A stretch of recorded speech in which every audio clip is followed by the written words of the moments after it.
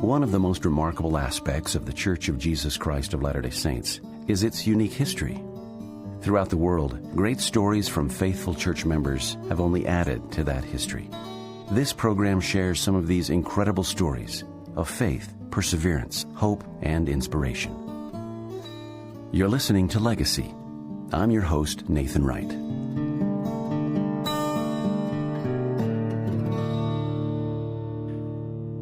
In the Doctrine and Covenants, section 109, verse 7, the Lord commands, "Seek ye diligently, and teach one another words of wisdom. Yea, seek ye out of the best books words of wisdom. Seek learning even by study, and also by faith."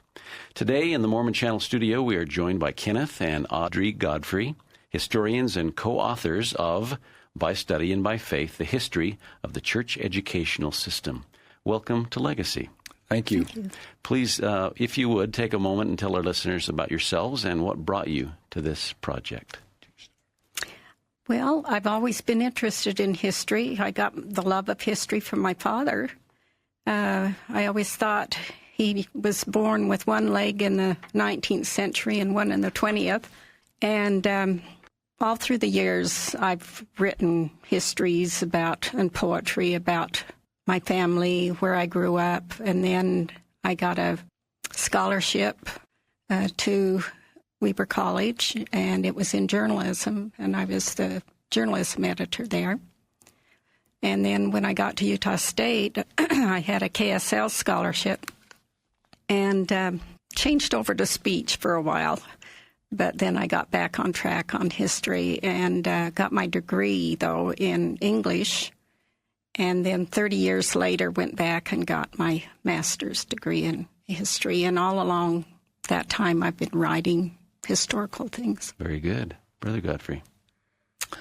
My own experience with the history of the church is my father was not well educated, but he really liked the doctrines and history of the church. And he was the kind of man that wasn't afraid of exploring all avenues of a topic, and when we would come home from church, he would go over the lessons, and we were able to respond to things we had learned. And I, even from a little boy, I was fascinated by the doctrines of the church and the teachings of Joseph Smith. And but I also liked political science and politics and those sorts of things. So I got my bachelor's and master's degree in political science, studied that a little bit also at the University of Southern California. And then in the middle of my graduate school experience, I decided I was going to stay with the church education system, that I was not going to leave it unless they forced me out of it. And I also decided that if I was going to stay in it, I wanted to really be good at something within the church educational system. And so I changed out of political science, went to Brigham Young University, and got a doctor's degree in the history of religion. And one of the emphasis was LDS church history, and that started my long love affair with the history of the church. Well, let's talk about the history of education in the church. Seems almost like a dichotomy that the church started out with a young boy who was not very schooled, shall we say. And yet, from the very beginning of the church, we have had a major emphasis on education. Let's talk a little bit about early church education. Well, Joseph Smith might not have been highly educated, but somehow he was born with an innate interest in all kinds of things. In fact, Hugh Nibley wrote in an article that if Joseph Smith had not been martyred, he probably would have become a great scholar. When he began to study Hebrew, he just couldn't get enough of it. And he was a good student. His teacher said how quickly he learned. And so Joseph, I think, was like a lot of individuals on America's frontier. They were not exposed to a really good education, and as a result, they became self-educated. There are a lot of early leaders of the church that fit in the same category as Joseph Smith. People like Charles Penrose and Orson Pratt and Parley P. Pratt, who basically educated themselves, and even though they don't have formal degrees, they still have this great love of learning, and at the same time they had this spiritual dimension. And I'm not sure we can over-exaggerate the influence of the translation of the Book of Mormon on Joseph Smith in an academic way. It just really impacted him. And then to have all of these heavenly visitors meeting with him and instructing him, he was getting an education that was probably a lot better than a lot of us get from college professors, because of the kind of individuals he was encountering all along the way that were teaching him. I think his family was a great help to him, too. When he would have his visions and experiences, he would come home. And when he was translating, he would come home and share those with the family.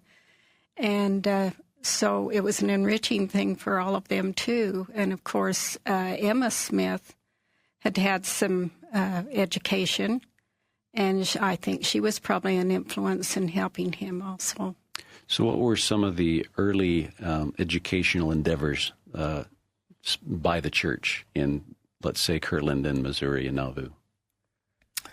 Well, every place the church members gathered and had a core of people, one of the first buildings that they would construct, even though they were modest in nature, were schools.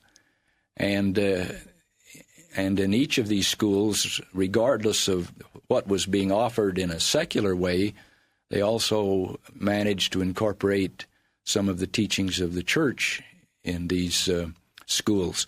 So, but beginning in Kirtland, not only did you have common schools for the youth of the church in Kirtland, but you also had the School of the Prophets, which was taught by Joseph Smith and Sidney Rigdon, and you had the School of the Elders that was taught by Parley P. Pratt in Independence, Missouri.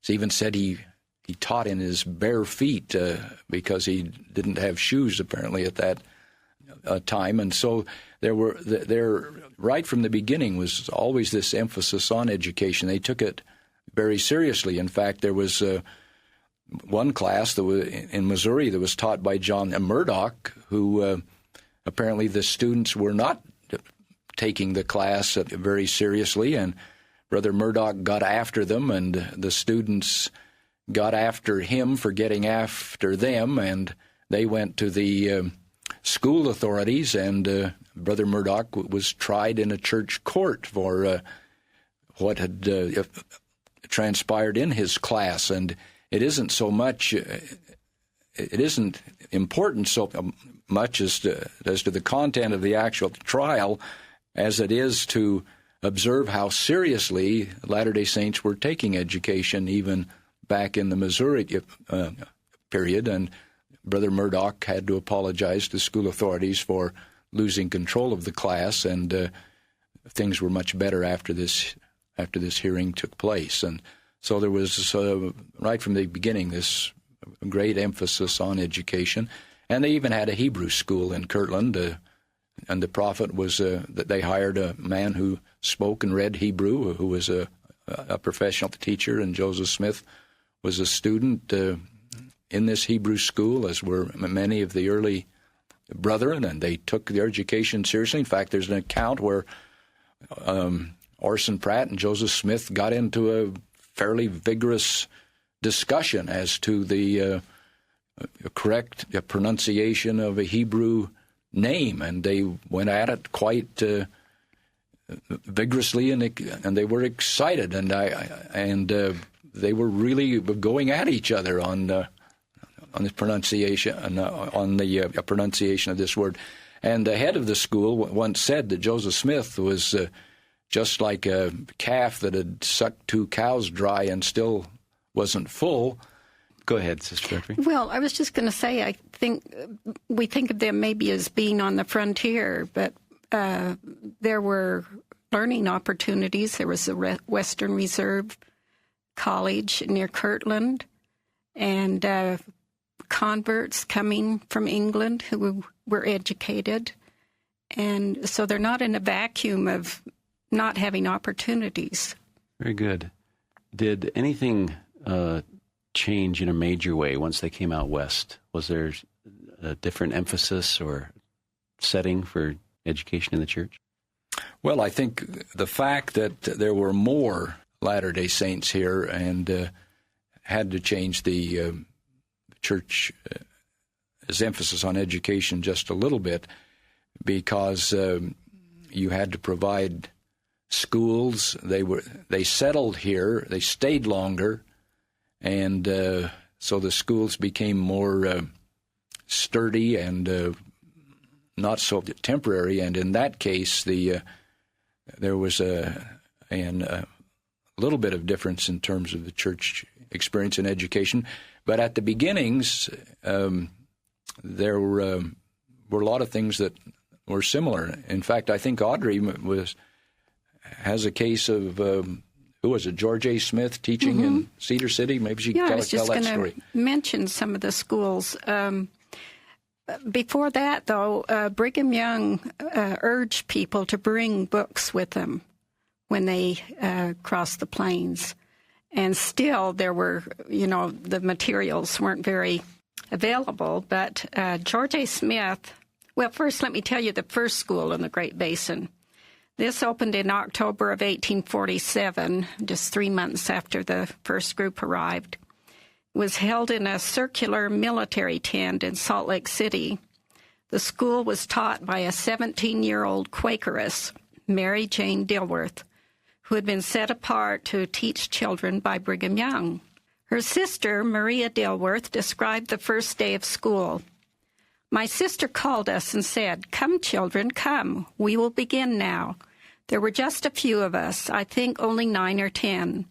One of the brethren came in and opened the school with prayer. I remember one thing he said. It was to the effect that we be good children, and he asked God that the school would be blessed, that we all should have his holy light to guide us into all truth.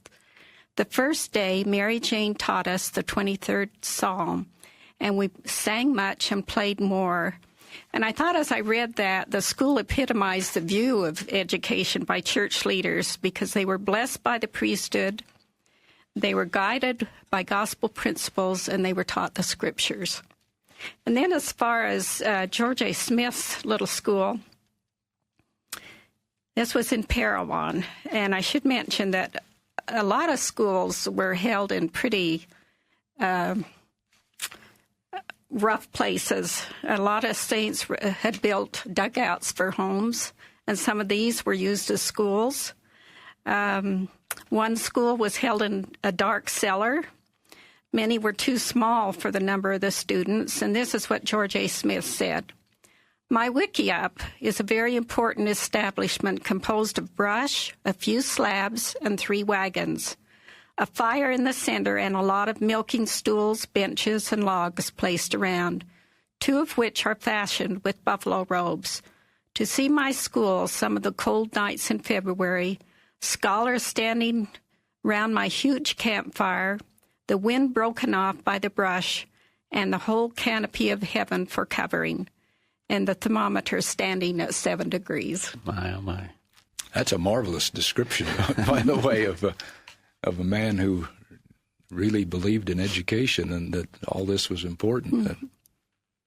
So as I understand it, public schools started in Utah, and the church's answer for public schools was these church academies that they built so they could teach not only religious but secular as well. What became of the academies? Well, maybe we ought to back up and tell a little bit about the background of the academies. Good, thank you very much. The common schools, maybe, too. As the history of Utah started to evolve, the church was behind almost every school, or an individual who was interested in education would form his own school, like Carl G. Mazer in the Second Ward. After he arrived from Germany, he just organized a school because he'd been a teacher in Germany. And there were many individuals that did that. Well, after Utah achieved its territorial status, and as time went on, there were laws passed that the different communities had to have schools, and in these schools, because there's a separation of church and state, they were not allowed to teach religion in those schools, which made some of the leading authorities of the church a little uneasy, because they didn't want. Remember, the title of this book is By Study and Also by Faith. They didn't want an overemphasis on the study and underemphasize the faith part. Now, this wasn't so much an issue in some of the smaller communities, because in the smaller communities, members of the church controlled the school board, hired the teachers, and they could hire faithful Latter-day Saints in the classroom. But it became more of an issue in the large cities like Ogden and Salt Lake City, and especially in Salt Lake, the headquarters of the church. There were large numbers of non-church members, and there was a fear that if the schools got in the hands of individuals like this, that they could weaken the church. And then some of the Protestant churches began to look at Utah and were uneasy about what they perceived as the way the church controlled the politics of the area, and so they sent out missionaries who were highly educated, and they organized Presbyterian schools, Methodist schools, Episcopal schools in many of the communities. In fact, in Cache Valley, which is located in the northern part of Utah, there were 18 Protestant schools at one time attempting to attract the Latter-day Saints to their classrooms. And in response to all of this, President Wilford Woodruff sent out a letter to all of the stake presidents in the church at that time and asked that they organize academies. And academies were more like grade schools with a little bit of high school education involved, and as well as some teacher training. And so in each of the stakes, there were organized academies. The blessing of the academies is that you could teach secular subjects, and you could also teach the doctrines of the church and the scriptures of the church. And so throughout the church, then, you have this huge influx of academies. Now, teaching in an academy was not always pleasant. Heber Snell was sent to the Bighorn Basin to teach and be the principal of that academy. In the spring of the year, he canceled all of the dances that the academy had been sponsoring, which raised the ire of all of the students. In fact, they boycotted his classes for a time, and they finally their parents made them return to the classroom. But they even threatened Heber Snell's, they threatened bodily harm on the principal, and he started to carry a gun to class just in case things got out of hand. And but he didn't like carrying a gun to class, and so he went to the patriarch, the stake patriarch, and got a blessing, and the patriarch told him that his life would be preserved. He would not be killed in the Bighorn Basin, and Brother Snell had enough faith that he stopped carrying the gun, and gradually things settled down. And but anyway, that was one of the experiences he had. And sounds like the makings of a great new seminary film to me. Okay. But with these academies, it seems like with the influx of members of the church growing rapidly, that it would be quite an expensive endeavor. Well, that was one of the problems, is raising money, especially even prior to the academies. Wards would be assigned to open schools and to raise money, not necessarily tithes, but they were just I'm not sure what the term was, but it was mostly local, as I understand it, that they would have to raise their own money for these schools. And was it finances that eventually caused the abandon of the project? Right. A lot of Latter-day Saints, we had a depression or a mild recession in 1893, which in the United States there was also that also affected Utah, and there were some church members that thought it was inappropriate that they be taxed to support public schools, and then they also had to support these church academies, and so they were getting taxed twice. And even though they had testimonies of the gospel and were faithful, they believed this wasn't fair, that they ought to be able to work something out so that you didn't have two school systems that were running parallel to each other. And as this became more serious and more of a challenge to support academies as well as public schools, then there began to be members of the church that began to look a different way to introduce a type of system where you could teach religion and still meet the requirements of the law. And so that leads us to 1912, when Joseph F. Merrill was serving in the presidency of the Granite Stake. He was a well-educated man, and in fact, I think he was the first Latter-day Saint to earn a doctor's degree from an Eastern university. He was a very good student, and he was amazed as he and his family conducted family home evenings. As you will remember, in the Granite Stake, that was the church at this time. Joseph F. Smith had initiated a policy of having family home evenings. The Granite Stake was one of the first to implement this policy. They actually produced a family home evening manual, and so Brother Merrill and his wife and children were holding family home evenings, and Sister Merrill was teaching the lessons, and she was really good at it. And she could get the kids into the scriptures and get the scriptures out of the kids as they were in this family home evening.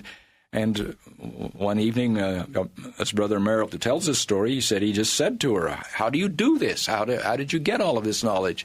And she said, "Well, I'm just copying my religion teacher in the academy where I was educated." And then, as a result of that, Brother Merrill went to stake leaders and said there ought to be a way for us to give some religious training to our young people at the high school. And the stake president said, yes, there ought to be. So he went to the school leaders, and they allowed him to, as a kind of a pilot program, that they would release the students for 1 hour a day, and he secured a building, and they hired a teacher, and they began to have daytime religious education, which was much cheaper over the long run than, well, even over the short run, than having an academy. But the First Presidency and Quorum of the 12 were always, they emphasized to Brother Merrill that this was an experiment, and that this was not established church policy that we would have one of these in every stake. They wanted to take their time and see whether this would work or not. Maybe they were concerned whether young people would actually take time from school to have another class and to study the gospel, but that leads up to the beginning of the seminaries in the church. So what was this first seminary teacher like? He was an engineer. Had to be just one guy. So yeah, he was an engineer, and according to the qualifications that Carl G. Mazer, who was by this time the principal of the Brigham Young Academy and the most famous educator in the church, he said he had to be a man that loved young people, that could inspire young people, that could stimulate them, that could draw them to him. And apparently Brother Yates fit the bill. He would work as an engineer, or I guess he started to teach his seminary classes and then would get on his horse and ride to his duties as an engineer. It had to do with water engineering. And he did all right. The kids responded. I believe there was almost 100 that enrolled that first year, and the state presidency was pleased with the number that came and stayed. And little did they know, those first students, what they were involved in. We recently learned that President Eyring's mother was in that first seminary class, and so we're not very far removed from those early seminary pioneers. That's right. It was an evening with the General Authority for religious educators that President Eyring told that story. Very touching how he says because of that seminary class, millions of people across the world have been influenced. So very, very interesting. The church officially must have thought it worked out well, as well as the granite stake, because seminary took hold.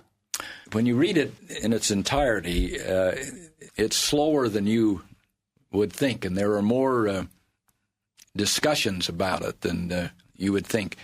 There were still members of the church, including church leaders, who felt that academies worked.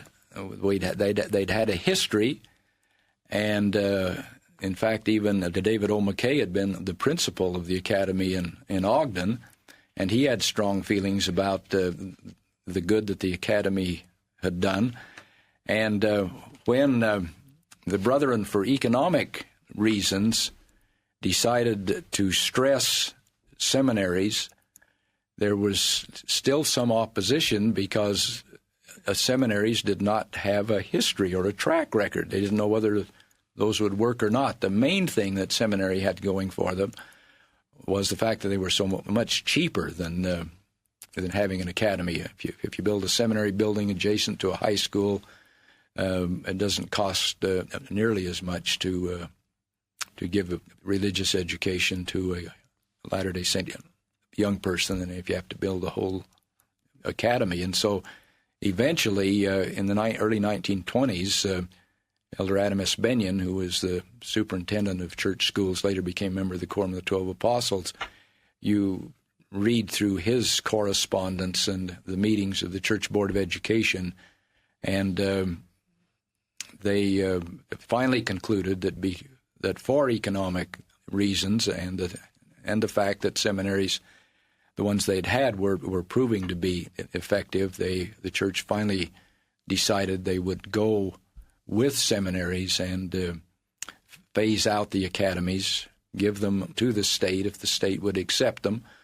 And Utah was very good at that. That's how Snow College came to be Snow College, Dixie became to be Dixie College, and then later a university, and Weber becomes Weber State. Today in the Mormon Channel studio, we are joined by Kenneth and Audrey Godfrey, historians and co-authors of By Study and by Faith, the History of the Church Educational System. I just want to take a quick detour on this list that I have in front of me. You mentioned a couple of names that I see on this list. This is a chronology of the administrators of church education. And just looking at this list makes you know that church education really means a lot to this church. So I'll just say a couple of these names: Carl Mazer, David O. McKay, John A. Widsoe, Ernest Wilkinson, Neil A. Maxwell, Jeffrey Holland, Henry B. Eyring. There were other great men other than those who oversaw the program. And I want to talk about how Institute got started as well, and specifically talking about J. Wiley Sessions. Well, that's exciting. After the academies were done away with, there were pockets of Latter-day Saints that began to go to secular colleges. And there was a group of Latter-day Saints that were attending the University of Idaho in Moscow. And they petitioned the leaders of the church and said, we go to, their parents did. We send our children to the University of Idaho, and they're in secular classrooms all day long. There is no church service for them on Sunday, and we're afraid we're going to lose them. And so J. Wiley Sessions was a man who had just returned from being president of the South Africa mission. And so when he returned, President Grant let him know that they were going to give him a position in the Utah-Idaho Sugar Company. So he shows up for an interview with President Grant and his counselor, Charles W. Nibley. And as the interview takes place, Brother Nibley suddenly says, Brother Grant, we're making a mistake. Brother Sessions isn't to receive a position in the Utah-Idaho Sugar Company. We need to send him to the University of Idaho. And this, I think Brother Sessions writes that his heart just kind of sunk. He said, you mean you're going to send me on another mission? I've just been 7 years doing this. And they said, oh, no, this isn't a mission. This is a wonderful opportunity, and you'll thank us for this in the long run. So they sent him to the University of Idaho, where he made friends with the president of the university, and he ended up starting the first institute of the church. The church financed a building. It was large enough that the students could live in the top of it. And this was the beginning of some kind of, this is 1926, and there was a movement in the United States for some cooperative movements and those sorts of things. And Brother Sessions' institute went so well and was doing so much for the students, even having them live on campus, that it was written up in some national magazines, and the president of the university indicated that it was the most successful program he'd ever seen. And the students came to classes.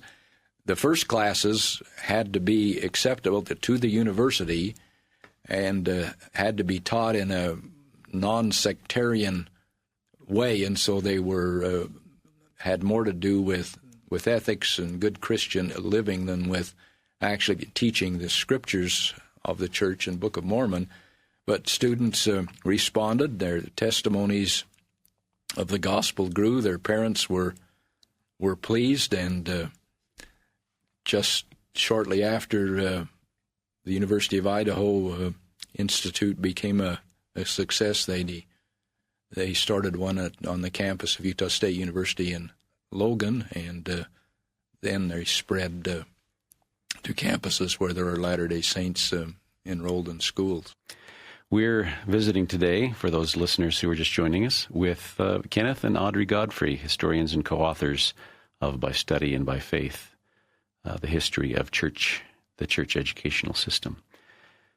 Let's move on a little bit here. It seems like by the 30s, perhaps, there were quite a few seminary teachers, and they had to be trained. There had to be some sort of way to make the teaching uniform. And so, how were they being taught? Over the history of the church education system, the leaders have always attempted to train seminary teachers and institute teachers to make them better, more effective in the classroom, able to reach students and change their lives. And so they've always had these extensive in-service training programs. And so there was an attempt, they used to call it the Aspen Grove experience. They'd bring all of the full-time teachers in the summertime to Aspen Grove, where it was on their break, and they would have teacher training and training in the scriptures. And there were some times in the early 30s where they brought in Edgar Goodspeed, who was considered to be the world's top New Testament scholar, and made a translation of the New Testament, and he gave lectures to these teachers, and they would learn all they could about the background of the scriptures. When President Widtsoe became the Commissioner of Education, he was involved in some of these experiences, and then he had one summer in which he said that he was going to teach all of them. Brother Widtsoe had a doctor's degree from university in Germany, but he was more than that, a member of the Quorum of the 12 Apostles, and so he taught them the doctrines of the church. And some of the sessions were even held in the Salt Lake temple so that they could talk about some things that pertain to temple work in that holy setting. And then one of the most famous of all of the summer schools, some of the leaders of the church had felt that maybe some of the teachers were getting a little further away from the essential doctrines of the church than perhaps they should be. And so President J. Reuben Clark, who had only been in the first presidency of the church for about 4 years, 4 to 6 years, he gave a talk which is called the Chartered Course, was been named the Chartered Course in Church Education, in which he called the teachers of the church to return to the fundamental principles of the gospel and teach the Book of Mormon, the Doctrine and Covenants, as well as the Bible, and teach it in its historical setting, but don't apologize for Joseph Smith being a prophet of God. And since that time, that talk's been President Marion G. Romney gave it word for word to another gathering of seminaries and institute teachers. And well, I was just going to say, too, the curriculum that's printed by the central office is a real guide to how to teach and some ideas. And I know especially for those who began home study overseas that one of the difficulties was getting materials translated and sent to them. And so they kind of had to make up their own for a while. But I think that's probably, and that's changed through the years. Each few years, there's another emphasis, it seems like. You talked a few minutes ago about J. Reuben Clark's The Charted Course talk that he gave back in the 30s. And from the excerpts that I've heard, he mentions in there that for the youth of the church, we don't have to sugarcoat anything. They want the real doctrine. They want it like it is. Can I just go on with that a little bit? In 1969, they started seminaries in England, the Scandinavian countries, and so forth. And that's one of the things that I was struck with as I had read some of these histories of these various places. And I want to just tell you a few of those. In Finland, she took early morning seminary, a 17-year-old girl.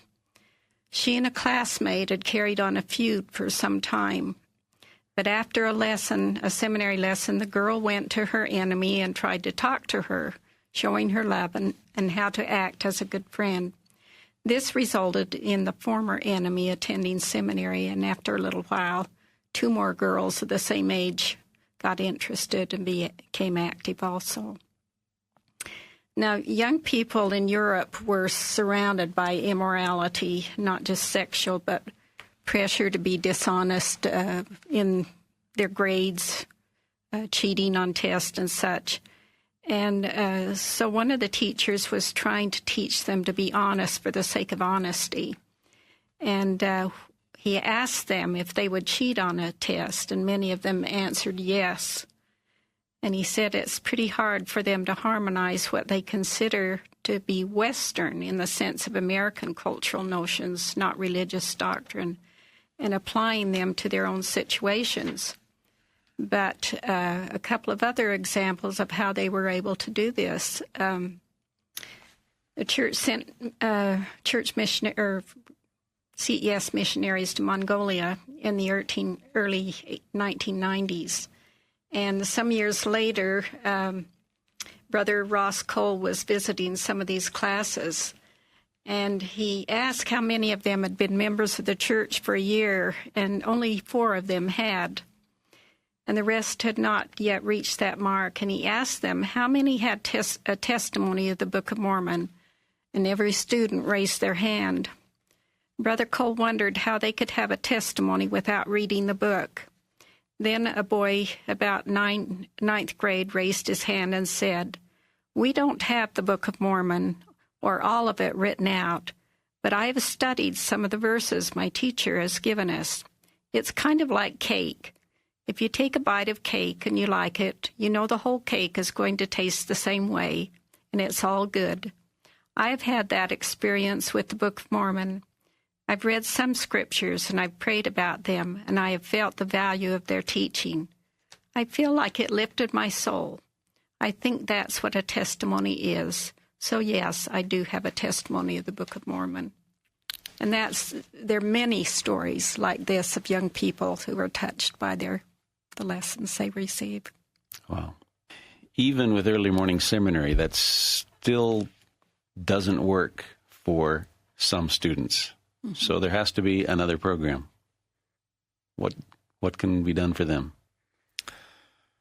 Well, William E. Barrett, when he was administrator of the seminaries and institutes, began to worry about that himself, especially if you have people who don't have enough of a cluster in their ward of friends, or the distance is too far away that they can even participate in an early morning or in a daily seminary program. And as he began to worry about this, he said he had a revelation that it could work out if you had them study at home. And so he had the curriculum of people fashion a curriculum that a student could study in the privacy of his or her own home and complete the assignments. And then they had a way for them to participate in a Super Saturday, where you could bring clusters of these students together one day a week on a Saturday, and they would have activities as well as some teaching, and teacher could check on their work. And they asked a man who had taught in the church education system, who had some ties to the Midwest, a man by the name of Don Bond, to go to the Midwest and to pilot this program and see how it would work. And he did, and sure enough, home study became a successful part of the church educational system where it was warranted. It is not quite as good as being able to meet together with your peers and be taught by a teacher, but it's certainly much better than not having any kind of religious instruction during the year. And this spread to places where it was needed, and then the church education system, the leaders also received a mandate from the Board of Education that wherever the church went, the church education system would follow and would establish their programs.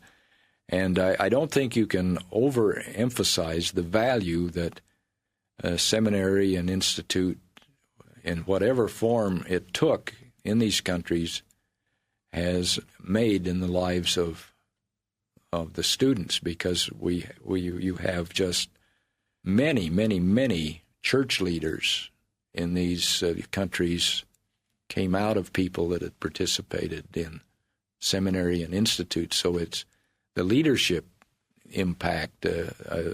I guess the most essential way in the church to become a really good leader is to understand the scriptures and the principles of the gospel, and seminary was a great aid in that. And many of those early people who took part in home study and daily seminary in countries like South America and Europe later became the bishops and the Relief Society presidents and the stake presidents, and many of them were even called to be general authorities or leaders in the church education system. Well, another thing that happened is when home study went worldwide, those who pioneered it in various countries were told that they were to find someone to replace them in 3 years. So their assignment was only for 3 years or less if it took less time. And so I think that's another way they've found some of these great leaders were some that took part. And Let me talk about some of the people that went over. They went without any monetary means from the church at first to these countries. And this was to international destinations. They paid their own way. They set up their own offices. Their families went with them. And this was quite a trial for some of these women. Remember reading about one woman that said that she was afraid to shop in the stores. Her husband was gone a lot, and they didn't have a car. And all of this was strange. She didn't understand the language. A great deal of sacrifice, but a lot of growth for these families that went on these assignments. We're running out of time, and there's so much more we could talk about. But before we wrap it up, I would like to talk about teaching methods over the years, specifically conceptual versus Scripture sequentially teaching. If you could describe that to our listeners and what the difference is and why the change. Well, as the seminaries and institutes began, there were individuals who were known for their writing skills who were asked to write textbooks for the various courses. Frank West himself wrote a book on the Old Testament. O.C. Tanner was asked to write a book on the New Testament. And there were others that asked to write similar books. And so the Scriptures were not the main emphasis. I mean, these books were about the Scriptures, but you taught more what was in the book than you did actually from the Scriptures, even though the Scriptures were in the classroom. And then as over time and as the church spread, and especially when you had early morning teachers who had no college, many of them, or no teaching classes, you were training average church members.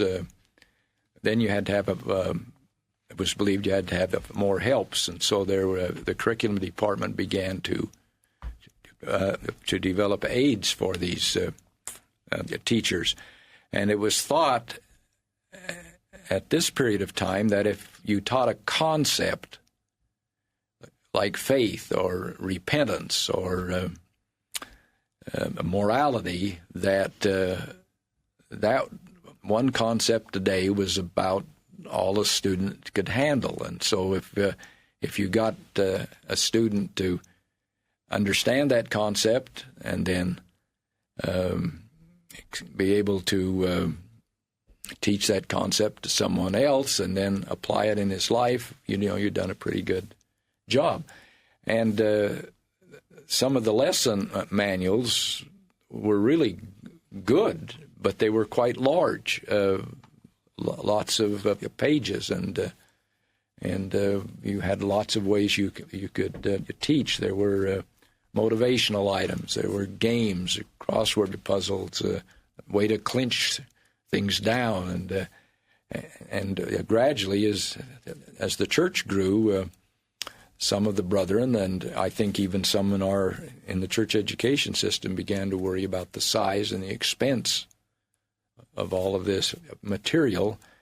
And so President Kimball, on one occasion, asked that all things be reduced, and so that they could put a growth or stop the growth of the number of pages and the expense of all this. And Brother Peterson, who was then the administrator of the church education of the seminaries and institutes, asked Dave Christensen and Gerald Lund and Jay Jensen were given the responsibility of coming up with a curriculum that could reduce the number of pages and cut the costs. They had a fairly vigorous discussion. You read their diaries; they talk about the animation that they have as they put forth different ideas. But at the end result, I think it's my belief that they received inspiration from Heavenly Father, and they developed a curriculum that was sequential, that you're going to, instead of having a lesson manual on the Old Testament, you take the Old Testament to class, and the same with the New Testament. And you would teach blocks of Scripture sequentially. Now, it was called sequential, the teachings of the Scriptures, but I think it's obvious you're not going to take a group of ninth graders and go through the book of Chronicles sequentially, everything. There had to be some adjustments to this. And so this became the way that the curriculum was developed. And President Eyring, when he first became the Commissioner of Education, I can remember being in the meeting, in a meeting, I don't know if it was the meeting, where he talked about, he had this grand vision of seeing the young people bringing their Scriptures with them to class and opening the Scriptures and studying from the Scriptures. And I think there were some in the audience who weren't so sure that would ever happen exactly that way. And but it did, and it improved the seminary of teaching experience and the students' experience. And then recently, in another bit of the fine-tuning of teaching the Scriptures sequentially, the student is not only asked to study the Scriptures and to become familiar with the Scriptures and know the Scriptures, but they also have a third dimension now, is that they are asked to be able to explain the Scripture to someone else and to explain the principles of the gospel to others, which is having a good impact on them. That it's something to know something about the Bible and something else entirely to be able to explain it to someone else, and so that's another aspect. But the church education system has always been concerned about application, not just you don't just get the student into the seminary and into the institute, but you get the seminary and the institute into the student, and that's been an essential element of all teaching in the church education system. And there's some wonderful examples where that has happened. Good, thank you. One final question. Have qualifications for seminary institute teachers evolved over the past century? We have the original teachers, J. Wiley Sessions and Thomas J. Yates. Do teachers have to have a doctorate in philosophy and religion these days to be a teacher? Our education leaders and the Church Board of Education is not as concerned about what a man or woman has their degree in as they are about their ability to teach and their faith in the gospel of Jesus Christ. And so, no, you can, if you're going to the college, and all release time or daily seminary teachers have to have a college degree to be hired. Early days of the seminaries and institutes, the leaders of the education system would sometimes go out and see someone that really impressed them. Maybe they would see them teach a Sunday school class or hear them give a talk and would recruit these individuals. For example, Elder Dean Larson, who became member of one of the 70s, he was a coach in Wyoming, and someone saw him and thought he was good with young people, and so they kind of recruited him, and he became an individual that taught seminary and then was influential in the Native American seminary of a program of the church. But then, as the church education system grew, they established a training situation. Started first at Brigham Young University. Leland Anderson, who was a grand old teacher in eastern Utah, Manti area, he was given the charge of training the seminary teachers. And so you'd have an experience where you had a methods class, then you did some student teaching, And then if you found out you liked it, and the kids liked you, and your supervisor or the people observed you liked it, then you would be hired. As long as I can remember, there were always more people that wanted to teach than were hired, and so there was always a bit of competition to see that you got into the seminary program. And then teacher training centers were established at Utah State University, the University of Utah, Arizona, and other places. And then under Joe Christensen, when he was leading the church education system, he had developed what he called the OPT program, Outstanding Potential Teachers. And with this program, you received the pre-training that I talked about earlier, and then you were hired at a stipend, and you taught a full year in a daily seminary.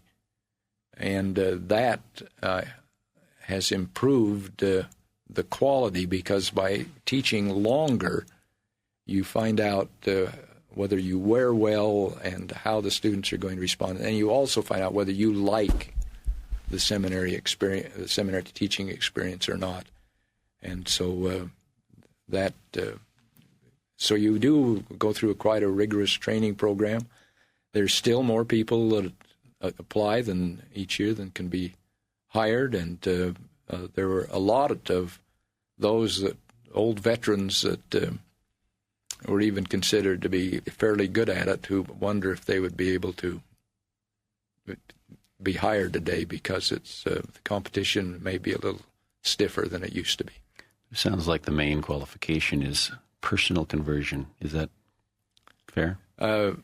All teachers would have to have faith, but there are many wonderful people that have tremendous faith who still can't teach, and so there's an element of teaching that is an art as well as something that is learned, and you need a combination of a person that has faith and also one that can relate to. Old Carl G. Mazur's advice to Mariner W. Merrill way back with the first seminary teachers still holds true today.